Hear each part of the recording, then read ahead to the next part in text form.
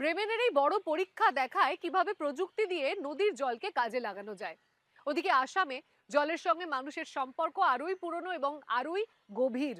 ব্রহ্মপুত্রের তীরে মিসিং সম্প্রদায়ের গোটা জীবনটাই চলতে থাকে নদীর স্রোতের সঙ্গে তাল মিলিয়ে। খুঁটির ওপর ঘর বাঁধা, মরশুম অনুযায়ী রুটিন, এমনকি নিত্যদিনের ছোটখাটো সিদ্ধান্ত প্রজন্মের পর প্রজন্ম ধরে নেওয়া হয়ে আসছে এই অস্থির নদীর গতিপথ দেখে বুঝে। নদীর স্রোতের সঙ্গে তাল মিলিয়ে চলছে তাঁদের জীবন। আসামের মিসিং সম্প্রদায়ের মানুষের কাছে ব্রহ্মপুত্র কেবল একটি নদী নয়, এটি তাদের জীবনের ধারা, পথ প্রদর্শক, আবার একই সঙ্গে বিপদের কারণে বটে। প্রজন্মের পর প্রজন্ম ধরে তারা এই নদীর পরিবর্তনের সঙ্গে নিজেদের মানিয়ে নিয়েছেন। মিসিং নামের অর্থ জলের মানুষ। ভোরের আলো ফোটার সঙ্গে সঙ্গেই এখানে বাসিন্দাদের কর্মব্যস্ততা শুরু হয়।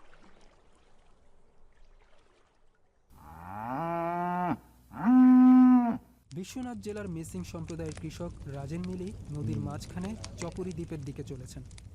গবাদি পশুপালনের জন্য প্রাকৃতিক ও বিস্তীর্ণ চারণভূমি রয়েছে সেখানে।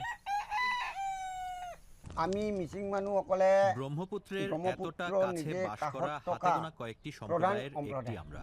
ব্রহ্মপুত্রের ক্ষয়ের কারণে নদী তার পথ বদলায়। আমার নিজ গাঁৱলৈ নদী যখন ঘুরে আমাদের বসতির দিকে বাঁক নেয়, তখন বন্যা হলে আমরা বাড়ি নতুন জায়গায় সরিয়ে নিই। ইয়াত আমাৰ চাংঘৰ ছাড়া এখানে টিকে থাকা কোন মানুহ প্রায় অসম্ভব। চাংঘৰ নহলে থাকিব নোৱাৰে।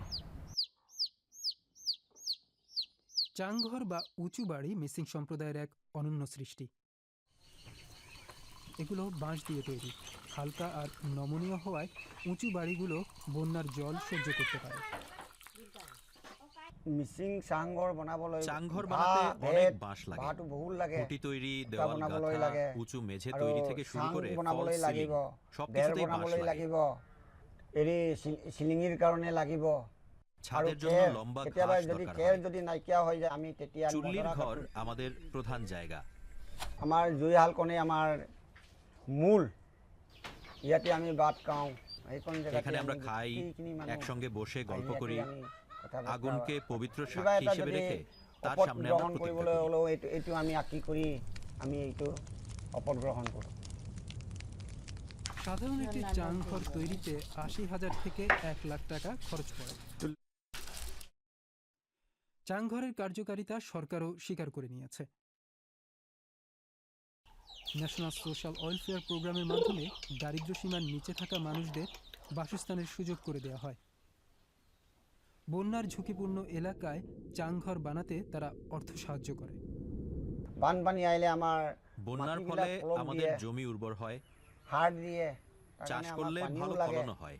আমি খেতি কৰিবলৈ ভাল লাগে, তেতিয়া খেতি ভাল আমরা হয়। এখানে আও আর আমি বাওয়ের ইয়াত মতো বন্যা আহু সহনশীল খেতি ধান চাষ কৰোঁ, করি। আলি খেতি কৰোঁ, গরু, ছাগল, মুরগি পশুপালন কৰোঁ, আর গৰু হাঁস ম'হ পালন করি। ছাগলী কুকুৰা পাৰ। মাছ আমাদের প্রধান খাবার। আমাৰ আমরা মাছ হ'ল মিচিংরা আমাৰ মাছের প্ৰথম উপর খাদ্য। খুবই আমাৰ নির্ভরশীল। মিচিং মানুহসকলে মাছ লাগিবই।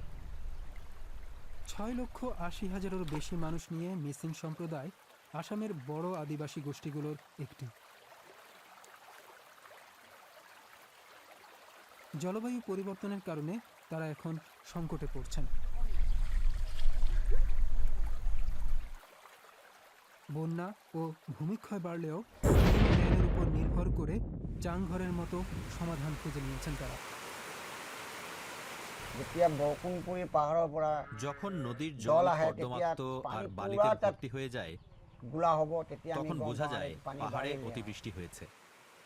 কয়েকদিনের মধ্যেই যেতিয়া বন্যা বাৰিষা আসতে আহিব, পারে। তেতিয়াহে আমাৰ বর্ষা চাংঘৰৰ এলে মূল চাংঘরের উদ্দেশ্যটো সত্যিকারের আহে। উপকারিতা বোঝা যায়। আমি প্ৰত্যেক আমরা বছৰে বাড়িতে চিহ্ন দিয়ে পানী রাখি যাতে কিমানলৈ জল আহে তার নিচে সেইটো থাকে। আমি চিনটো দি থওঁ। কিন্তু এই টিকে থাকার গল্প শুধু পুরুষদেরই নয়। নদীর সঙ্গে বসবাস করা মিসিং সম্প্রদায়ের নারীরাও প্রতিদিনই প্রতিকূলতার মুখোমুখি হন। ইয়ার একদম চাং ডুবি যায়। কখনো উঁচু চাং মেঝেতেও ডুবি জল উঠে আমি যায়। তখন চাঙৰ আমরা ওপৰত চাং তার বনাই উপর আছিলো। আরেকটা মেঝে আমাৰ তৈরি মাইকী করি। মানুহ এখানে বাৰিষা সবাই নৌকা চালাতে পারে না। কিছুমান যাব পাৰে, কিছুমান যাব আমি 15 নোৱাৰে বছর নাও বয়স বাই। থেকেই নৌকা চালাতে পারি। মই 15 বছৰ পৰাই নাও চলাং আৰু। হুনুমতির মতো অনেক পরিবারের জীবনযাত্রা নৌকার উপরে নির্ভরশীল। রাজেনের জন্য নৌকাটি তার বাড়ির মতোই গুরুত্বপূর্ণ। বন্যার জন্য সব দিক থেকে প্রস্তুত থাকা মিসিংদের জীবনেরই অংশ। খাবার জমিয়ে রাখা, ব্রহ্মপুত্রের জোরালো স্রোতে টিকে থাকার জন্য সাঁতার শেখা, চাষের সময় বজায় রাখা, জলবায়ু পরিবর্তনের সঙ্গে মানিয়ে নেয়ার এসব জ্ঞান প্রজন্ম থেকে প্রজন্ম ধরে তারা শিখে আসছেন। Sanghor is emerging as one of the significant জলবায়ু practices পরিবর্তনের সঙ্গে in মানিয়ে climate নেওয়ার change ক্ষেত্রে adaptation at the চাংঘর community level. এই সম্প্রদায়ের একটি During গুরুত্বপূর্ণ পদক্ষেপ। disaster point of time, বিপদের সময় people মানুষ are তাদের able নিজেদের to বাড়িতে stay থাকতে within পারে, their own অন্য houses গোষ্ঠীর কাছে instead of যেতে হয় না। moving beyond their houses to the other communities. বন্যায় শুধু আশ্রয়ের সমস্যাই নয়, পড়াশোনা, স্বাস্থ্য আর নিরাপত্তা ব্যবস্থাও ক্ষতিগ্রস্ত হয়। অনেক তরুণ এখনও গ্রামে থাকে। তারা বয়স্কদের কাছ থেকে সাংস্কৃতিক পরম্পরা আর সমাধানের নতুন উপায় খুঁজে নিচ্ছে। মিসিংরা ব্রহ্মপুত্রের বিরুদ্ধে লড়াই না করে শতাব্দীর পর শতাব্দী ধরে তাল মিলিয়ে বেঁচে আছে। চাংঘর শুধু একটি আশ্রয় নয়, এই ঘর তাদের স্মৃতি, জ্ঞান আর প্রতিরোধেরও প্রতীক বটে, যা পরিবর্তনের জোয়ারেও মাথা উঁচু করে দাঁড়িয়ে রয়েছে।